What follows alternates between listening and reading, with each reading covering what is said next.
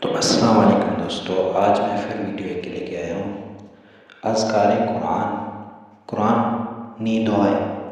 انشاءاللہ آپ سنیں تو انشاءاللہ سننے کی برکت سے ہمیں اس کا ضرور فائدہ ہوگا۔ پڑھنا نہیں آتا، صرف سنیں تو سننے سے بھی بہت فائدہ ہوتا ہے۔ اور یہ آج میں جو دعا لے کے آیا ہوں وہ دعا ہے دنیا اور آخرت میں بھلائی کے لیے، یہی دعا ہے، تو دعا کرتے رہیے۔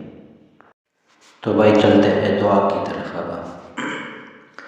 اب ربنا آتنا فی الدنیا حسنة وفی الآخرة حسنة وقنا عذاب